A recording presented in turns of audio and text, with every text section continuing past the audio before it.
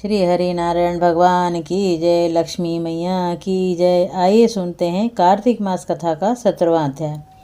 नारद जी कहते हैं, उस समय शिवजी के गण प्रबल थे और उन्होंने जलंधर के शुंभ निशुंभ और महासुर कालनेमी आदि को पराजित कर दिया। यह देखकर सागर पुत्र जलंधर एक रथ पर, जिस पर की लंबी पताका लगी हुई थी, चढ़कर युद्ध भूमि में आकर घोर संग्राम करने लगा। इधर जयश्री शंकर के गण भी युद्ध में तत्पर होकर गरजने लगे। इस प्रकार दोनों सेनाओं के हाथी घोड़े रथ शंख भेरी तथा दोनों ओर के वीरों के सिंहनाद से पृथ्वी त्रस्त हो गई। तत्पश्चात जलंधर ने कुहरे के समान वाणों को फेंक कर पृथ्वी से लेकर आकाश तक व्याप्त कर दिया और नदी को 5, गणेश को 5 तथा वीरभद्र को एक साथ 20 बाण मारकर उनके शरीर को छेद दिया और मेघ के समान गर्जन करने लगा। यह देखकर रुद्रपुत्र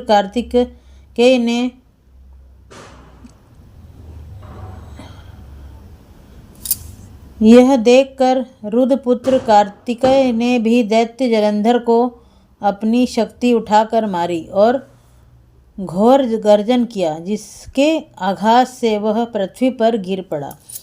परंतु वह इतना बली था कि शीघ्र ही उठकर खड़ा हो गया और क्रोधाविष्ट होकर कार्तिकेय पर अपनी गदा का प्रहार कर दिया। ब्राह्मण वरदान की सफलता के लिए शंकर पुत्र कार्तिकेय पृथ्वी पर सो गए। गणेश जी और नंदी भी व्याकुल होकर गदा प्रहार से पृथ्वी पर गिर गए। वीरभद्र का सिर फट गया